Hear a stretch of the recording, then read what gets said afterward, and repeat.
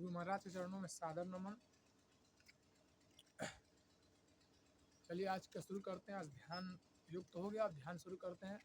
बहुत लोग पूछते हैं ध्यान मतलब क्या होता है, उससे करने के फायदे क्या होते हैं, आखिर ध्यान है क्या। ध्यान का सिंपल मतलब होता है 2400 घंटे अपने लक्ष्य पर नज़र रखना। आप जो काम करना चाहते हैं 24 घंटे अगर आप उस काम पर नज़र रख लेते हैं, समझ लीजिए आप ध्यानी हैं। अब ध्यान न करने के नुकसान क्या हैं? अगर आप ध्यान नहीं करेंगे तो आपके अंदर धैर्य सहने की क्षमता, धैर्य नहीं रहेगा। और आजकल मैं देखता हूँ बहुत सारे लोगों में धैर्य थोड़ा सा भी नहीं है। कोई कुछ बोल दिया, डिस्ट्रैक्ट हो गए, कोई कुछ गाली दे दिया, कुछ कह दिया, उससे सारी चीज़ें जितनी भी इंसान की परेशानियाँ हैं, उस सारे परेशानी को दूर करने का बस सिर्फ एक ही कारण है, ध्यान योग। चलिए आज हम शुरू किए थे बुक रश्मि रथी का। रश्मि रथी का कल का 4 पंक्ति हो गई थी। अब उसके आगे का पढ़ते हैं। आगे दिया है, जिसके पिता सूर्य थे, माता कुंती सती कुमारी, उसका पलना हुआ धार पर बहती हुई पिटारी। सूतवंश में पला, चखा भी नहीं जननी का क्षीर, निकला कर्ण सभी युवकों में तब भी अद्भुत वीर। जिसके पिता सूर्य भगवान थे और जिसकी माता का नाम कुंती था। उनका पालन पोषण कैसे हो? जैसे ही उन्होंने जन्म लिया, उनकी माता ने लोक लज्जा के कारण उन्हें नदी में बहा दिया, क्योंकि वो उनकी शादी नहीं हुई थी। बिना शादी को गर्भवती हो गई थी और बच्चे को जन्म दी थी। तो कह रहा है कि जिसके पिता सूर्य थे, सूर्य के आशीर्वाद से वो गर्भवती हुई थी। उनका नाम था कुंती। माता कुंती सती कुमारी, उसका पलना हुआ धार पर बहती हुई पिटारी, यानी कि नदियों के धार पर एक प्रकार से वो पले बढ़े। सूतवंश में पला, चखा भी नहीं जननी का कीट।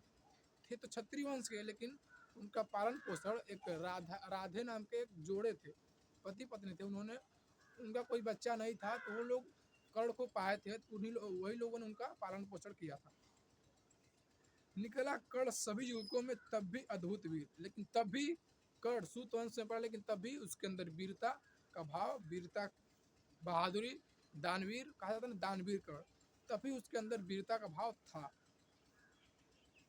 आगे कह रहा कि तन में समर सूर, मन से भावुक, स्वभाव से दानी। तन से समर सूर, तन से यानी फिजिकली बहुत स्ट्रांग, मन से भावुक, बहुत इमोशनल, स्वभाव से दानी, स्वभाव से दानी। दानवीर कर्ण कहा जाता, बहुत सारी उसके पास जो भी आता था दान, जो भी कर देता था उससे दान कर देता। जाति गोत्र नहीं, सील का परस का अभिमानी। जात तो को वो नहीं मानता था। सील यानी कि विनयशीलता, परोस का परोस। दानवीर कर्ण का नाम ले तो कोई कड़वा नहीं कहता। कर्ण का नाम अगर कोई कहे तुम कर्ण जैसा, नहीं कि वो उसका नाम बहुत अच्छा होता है, उनको कहा जाता है कर्ण। ज्ञान ध्यान, ज्ञान नॉलेज, ध्यान यानी कि मेडिटेशन, देखिए ये भी ध्यान ही थे। शस्त्रास्त्र मानी शस्त्र में भी निपुण, शास्त्र, शास्त्र में भी, बुद्धि में भी निपुण। ज्ञान तो वेदों पुराणों का ज्ञान। सम्यक अभ्यास, अभ्यास किसी भी चीज में अगर अभ्यास नहीं है तो वो समझ लीजिए आप किसी काम का नहीं है। अपने गुण का किया कर्ण ने, आप स्वयं श्री विकास। कोई भी इंसान अपने गुण का विकास स्वयं ही कर सकता है, जैसे कर्ण ने किया। जैसे आप भी लोग, हम भी लोग, मैं भी, कोई भी हो, कोई भी इंसान अपने गुणों का विकास स्वयं करता है। और स्वयं प्रैक्टिस, एक ही चीज़ को बार बार प्रैक्टिस करके, बार बार प्रैक्टिस करके। जैसे ब्रूस ली का नाम आप लोगों ने सुना होगा। वो जैसे वो फाइटिंग करते थे, तो फाइटिंग के बहुत तरीके थे, लेकिन वो क्या करते थे, किसी एक को चुनते थे और उसको 10,000 तरीकों से सीखते थे। एक फाइटिंग को 10,000 तरीके से 10 बार प्रैक्टिस करते थे। वो कहते थे कि अगर मैं एक चीज़ को 10,000 तरीकों से प्रैक्टिस कर लूँगा, 10,000 बार उसको सीख लूँगा, तो उसमें मुझे कोई नहीं हरा सकता है। उसे कहते हैं प्रैक्टिस। मेजर ध्यानचंद का नाम आप लोगों ने सुना होगा, जो हॉकी के जादूगर कहे जाते हैं, मेजर ध्यानचंद। आर्मी में थे, घर की आर्थिक स्थिति सही नहीं थी, तो आर्मी में भर्ती हो गए थे। दिन भर देश की सेवा करते थे, ड्यूटी करते थे। रात में चांद की जो चांद उगता है, तो चांद में जो अजूरिया होता है, चांद के जो उजाले में वो प्रैक्टिस किया करते हैं हॉकी का। और चांद के उजाले में प्रैक्टिस करते करते 3 मेडल, 3, सबसे पहला गोल्ड मेडल 1928, 32 और 36 ओलंपिक में गोल्ड मेडल यानी कि स्वर्ण पदक जीत कर लाए थे। उसीलिए उनका नाम पड़ गया मेजर ध्यानचंद। उनका नाम तो था ध्यानचंद, लेकिन जैसे जैसे जब आखिर में जो स्वर्ण पदक जीते तो वैसे वैसे उनका प्रमोशन होते गया, तो ये सिपाही से उन्होंने मेजर तक की उपाधि को धारण किया। उसके बाद से जैसे ही 1928 में स्वर्ण पदक जीते, 1932 में जीते, फिर 1936 में भी स्वर्ण पदक जीते। तो कहने का मतलब मेन क्या है कि शुरू में उनके पास भी संघर्ष था, उनके पास भी उनके जो भाई था वो दोनों लोग मिलकर अपने घर की आर्थिक स्थिति को कैसे कैसे तो वो चलाते थे वो लोग। और मेजर ध्यानचंद वो भी एक ध्यान थे। जो भी व्यक्ति ध्यान से जुड़ेगा वो अपने जिंदगी में आज नहीं तो कल कुछ ना कुछ बहुत बड़ा अवश्य करेगा। आगे, अलग नगर के कोलाहल से अलग पूरी पुरजन से अपने गांव को छोड़ दिया। जैसे ही अब कर्ण की शिक्षा दीक्षा लेने की बात हुई, उन्होंने अपने घर को छोड़ दिया। घर को छोड़कर चले गए परशुराम, चले गए शिक्षा लेने, किसी गुरु की तलाश करने, शिक्षा लेने चले गए। वैसे ही कोई भी व्यक्ति अगर एकदम असल में शिक्षा लेना चाहता है तो उसे गांव नगर शहर छोड़ना पड़ता ही है। देखते होंगे कोई भी अगर कुछ अच्छा किया होता है वो उसे बहुत कम लोग जानते हो, क्योंकि वो घर नगर समाज इन सब से दूर होना ही पड़ता है। आप घर नगर समाज में रहकर कुछ अच्छा कर नहीं सकते हैं, क्योंकि सभी की पर्सनालिटी कृष्ण जैसे होती नहीं है। कृष्ण भगवान क्या सबको हैंडल करना जानते हैं, लेकिन हम ह्यूमन माइंड जो मानव का दिमाग है वो एक ही समय में समाज को, खुद को, परिवार को, रिश्तेदारों को मैनेज नहीं कर पाता है। किसी एक चीज़ में उलझ के रह जाता है। अलग नगर के कोलाहल से, यानी कि नगर से अलग, बहुत दूर, अलग पूरी पुरजन से, अपने घर के लोगों के, अपने मित्रों से, रिश्तेदारों सबसे अलग जाकर उन्होंने उसको शिक्षा लिया। कठिन साधना में उद्योगी लगा हुआ तनमन से। कठिन साधना तो करना पड़ेगा ही, चाहे हम हो, चाहे मेजर ध्यानचंद हो, चाहे कर्ण हो, चाहे इलॉन मस्क हो, चाहे कोई भी हो। निज समाधि में निरत सदा कर्मठता में चूट। निज समाधि, समाधि में यानी कि किसी से कोई फालतू बात नहीं, किसी से कोई फालतू काम नहीं, केवल 24 घंटे अपने लक्ष्य पर नजर। सदा निज कर्मठता में चूर, अपने जो भी सीखता है उसको लागू करता है, कर्मठता में चूर।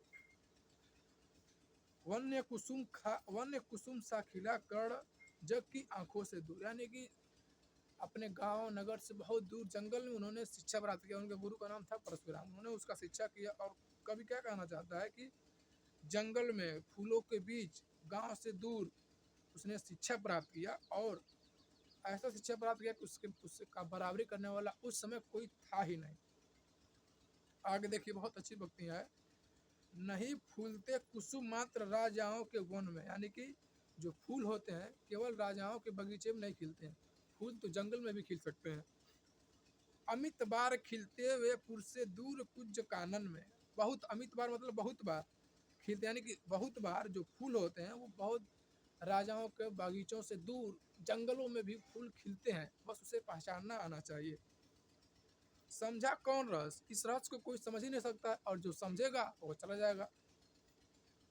प्रकृति का बड़ा अनोखा हाल, ये सब प्रकृति का ही देन है, क्योंकि फूल ही अगर फूल राजा के बगीचे में रहा तो वही प्रकृति के कारण ही हो रहा है, और एक जंगल में हो रहा है तो वही प्रकृति के कारण ही हो रहा है। गुदड़ी में रखती चुन चुन कर बड़े कीमती लाल, ये जो धरती माता हमारी पृथ्वी माता है वो अपने भीतर बहुत से वीरों को जन्म देती है, अपने ऊपर बहुत से वीरों को जन्म देती है। जलद पटल में छिपा किंतु रवि कब तक रह सकता है। अगर जलद पटल में, यानी अगर कोई मतलब आर्थिक स्थिति से कमजोर समाज में या कमजोर परिवार में पैदा हुआ है, किंतु रवि कब तक रह सकता है। और कहने का मतलब यह है कि अगर सूर्य सुबह निकलता है तो थोड़ा थोड़ा बस उजाला देता है, लेकिन एक समय आने पर एकदम पूरा पृथ्वी को उजाला अकेले करता है। वही कहता है कि आखिर में जो सूर्य जैसे जो पर्सनालिटी होते हैं, सूर्य जैसे लोग होते हैं, वो ज़्यादा समय तक समाज में नहीं रुकते हैं। वो एक न एक समय आएगा जो समाज में उज्ज्वलित होंगे और समाज को प्रकाशित कर देंगे। युग की अवहेलना सुरमा कब तक सह सकता है, यानी कि कोई भी इंसान हो उसके अंदर स्वाभिमान हो, वो कभी भी गलत को एक निश्चित समय तक ही सहेगा, उसके बाद जैसे ही एक सीमा से पार होगा विद्रोह चालू हो जाएगा। पाकर समय एक दिन आखिर उठी जवानी जाग, यानी कि कर्ण कभी कहते हैं कि आखिर में एक समय ऐसा है जब कर्ण ने पूरा शिक्षा दीक्षा ले लिया तो एक दिन जो शिक्षा दीक्षा कोई भी पूछेगा तो उसको लोगों को बता अंदर एक वैसे आ जाता है। जैसे कोई भी इंसान जब कुछ नया चीज़ सीखता है तो देखते होंगे कि वो दूसरे को बताने की बहुत कोशिश करता है कि सुनो भैया हम सीखे नया चीज़ सुनो। लेकिन ऐसा नहीं करना चाहिए। जब तक शक्ति नहीं है तब तक न किसी को बताना है न किसी को समझाना है। अगर कोई आपसे पूछे तो उसको बता दीजिए, खुद से मत कहिए कि आओ मैं तुम्हें बताता हूँ। क्योंकि जैसे आप किसी को कुछ नया चीज़ आप सीखेंगे, कुछ नया चीज़ पढ़ेंगे, कुछ नया चीज़ जानेंगे, जैसे ही आप किसी को समझाने की कोशिश करेंगे वैसे ही आपका खून चूसने की कोशिश करेगा। एक तो अच्छे से समझेगा नहीं, दूसरा आपको परेशान अलग से करेगा। और जैसे ही जान लेगा कि आप नई नई चीज़ें सीखते हैं उसके ठीक अगले दिन ही वो आपको उलझाने की कोशिश करेगा। ये नियम है। फूट पड़ी सबके समक्ष पौरस की बालिया।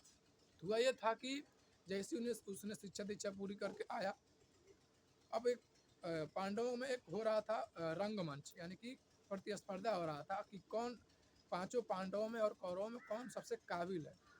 उसी के बीच में कर्ण आ उठा।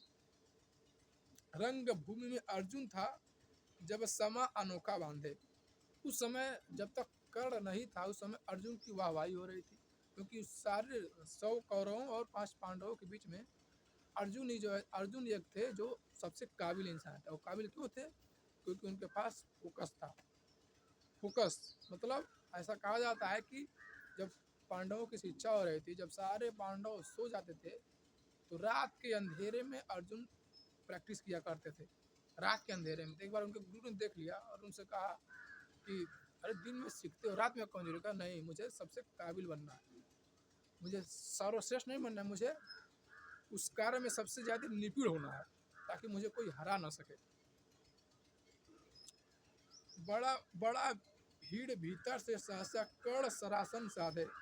उसी के बीच में पांडवों की वाहवाही हो रही है, पांडवों में अर्जुन के लिए सभी लोग ताली बजा रहे हैं। उसी के बीच कर्ण अचानक से आता है, कहता हुआ तालियों से क्या रहा गर्व में फूल, अर्जुन तेरा श्रेयस अभी क्षण में होता है। तो कहता है कि अर्जुन अभी तक तुम्हारे लिए ताली बज रही थी लेकिन अब मेरे लिए बजेंगी, क्योंकि मैं भी काबिल हूँ। जो जो तुमने यहाँ पर कर्तव्य दिखलाया, यानी कि जो जो चीज़ें तुमने करके दिखलाया जिस कारण से लोग तुम्हारे लिए तालियां बजा रहे हैं, वो कर्तव्य मैं भी दिखा सकता हूँ और उतना ही नहीं उससे ज़्यादा दिखा सकता हूँ। तो अब देखिए इस हमने कितना पढ़ा, 1 2 3 4 5 पंक्तियाँ पढ़ी और 5 पंक्तियों हमने सीखा क्या? अगर कुछ इंसान कोई भी चीज़ पढ़ता है अगर वो कुछ सीखता नहीं है उससे, जैसे हम लोग स्कूल में पढ़ाया जाता है हर विषय physics chemistry biology math Hindi English, अगर आप किसी चैप्टर को पढ़ते हैं और आप उसके कोर लर्निंग को नहीं निकाल पाते हैं तो समझ लीजिए वो शिक्षा बेकार है। मोहम्मद बिन तुगलक इतिहास में एक राजा हुआ, 26 भाषाओं का जानकार था, 26 भाषाओं का मोहम्मद बिन तुगलक, और पूरा दिल्ली पर उसका कब्जा। लेकिन उसके पास समझदारी नहीं थी, बुद्धि नहीं था। उसने क्या क्या गलतियाँ की जब आप सुनेंगे तो हंस हंस कर पागल हो जाएंगे।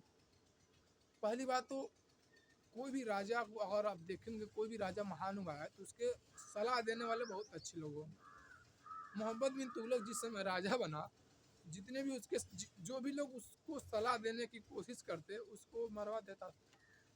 जैसे एक बार उसने उसकी जब मोहम्मद बिन तुगलक दिल्ली का राजा बना तो कोई भी राजा हो, मध्यकालीन भारत का जब इतिहास पढ़ेंगे तो कोई भी राजा होता है तो दिल्ली को अपनी राजधानी बनाता है, क्योंकि दिल्ली भारत के एकदम केंद्र में आता है।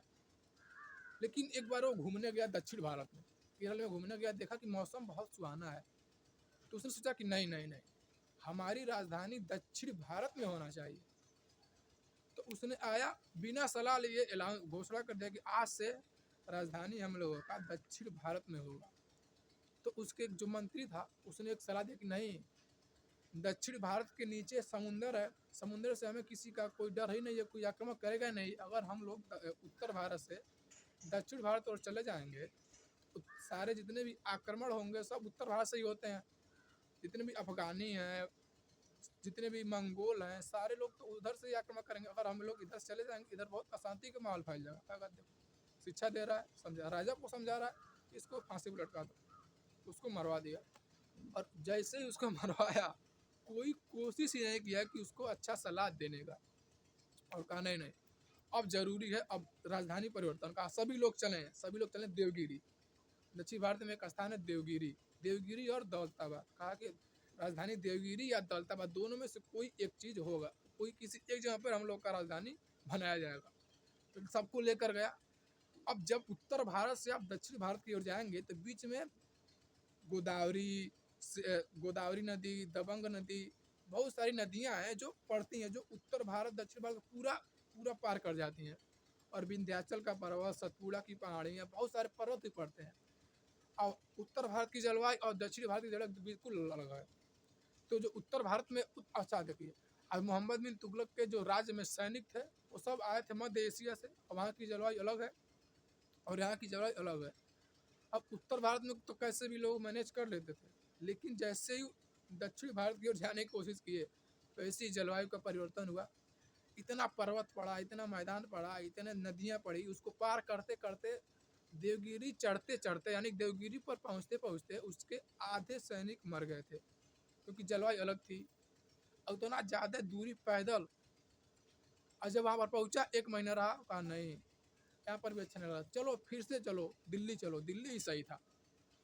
फिर से दिल्ली ले गया। उधर जाते जाते आधा सैनिक उसके मर गए। बहुत छोटे मोटे, बहुत थोड़े से सैनिक बचे थे। इसे कहते हैं पढ़ा लिखा बेवकूफ़। 26 भाषाओं का जानकार था लेकिन बेवकूफ़ हो गया।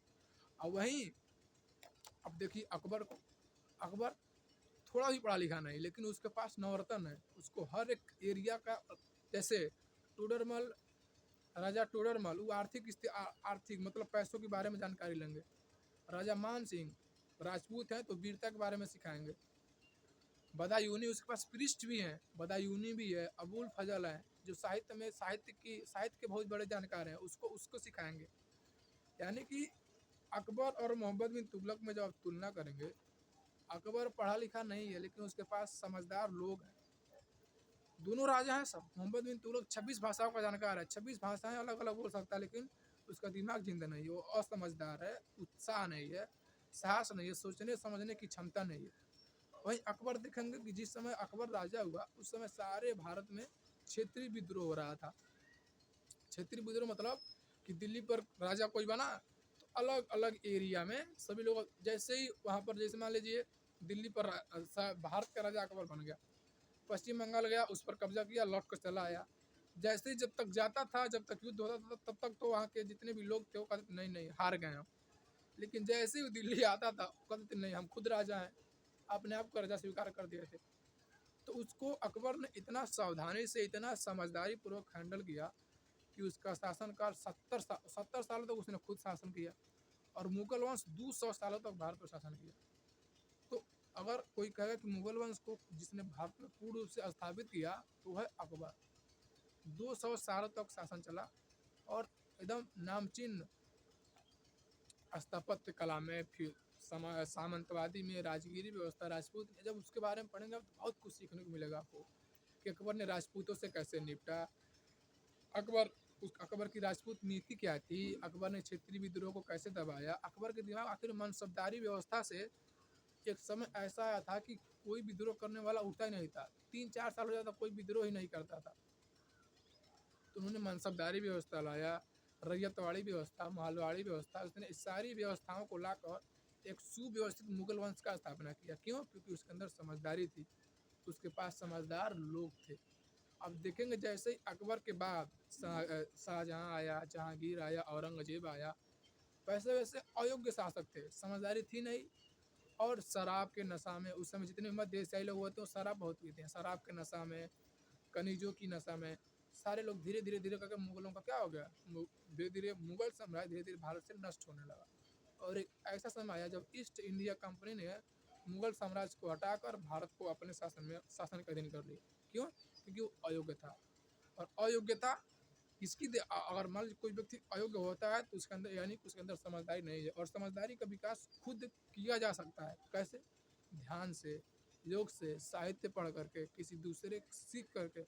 अपने से ज़्यादा कभी भी कोशिश कीजिए कि अपने से ज़्यादा समझदार लोगों के बीच में रहिए।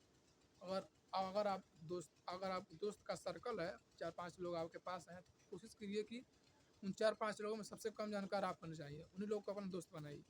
और आपके दोस्तों में सबसे होशियार आप हैं, यानी कि आप वो चारों दोस्त होंगे सब, तो आपका खून चूसेंगे सब।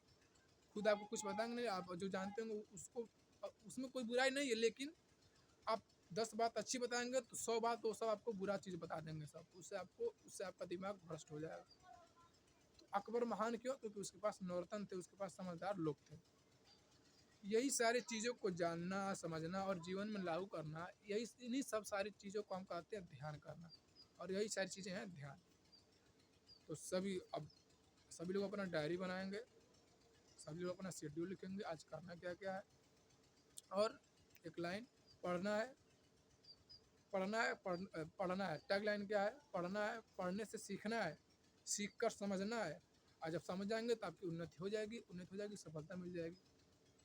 पढ़ना है, रट कर नहीं पढ़ना है, पढ़ना है, पढ़कर समझना है, समझ कर सीखना है, सीख कर उन्नति करना है। जब उन्नति होगी तो जीवन सफल हो ही जाएगा। तो मिलते हैं अब अगले दिन, तब तक के लिए जय हिंद।